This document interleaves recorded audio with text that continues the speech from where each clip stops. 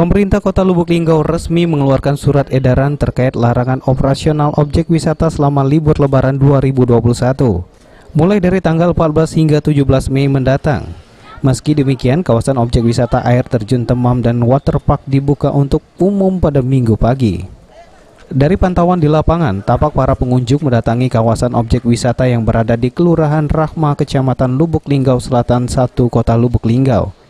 Salah satu pengunjung asal Kabupaten Musirawas mengaku sengaja mendatangi wisata air terjun Temam, lantaran pada libur Lebaran saat ini objek wisata ini dibuka seperti biasa.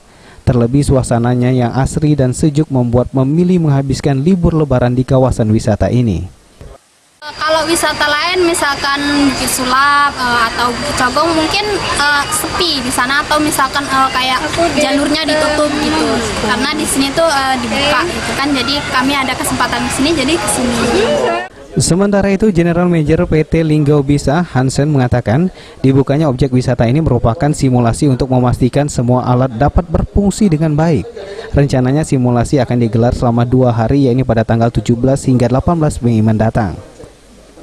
Karena lamanya libur ini, kita takut bahwa ketika nanti buka, posisi alat-alat itu tidak berfungsi dengan baik. Maka kita lakukan simulasi ini selama 2 hari.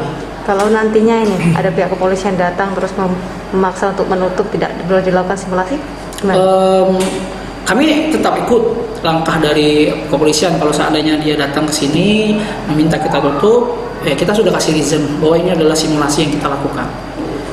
Simulasi, kalau tidak ada yang bisa memastikan alat itu berjalan dengan baik kalau seandainya tidak dilakukan simulasi hari ini. Pihaknya juga menerapkan protokol kesehatan secara ketat terhadap pengunjung. Mereka yang datang tidak menggunakan masker dilarang masuk, menyiapkan 1 pintu masuk, menyediakan tempat mencuci tangan, dan juga membatasi jumlah pengunjung, di mana untuk wisata air terjun Temam 150 pengunjung, sedangkan di kawasan waterpark 50 pengunjung. Tri Hajriah, PAL TV.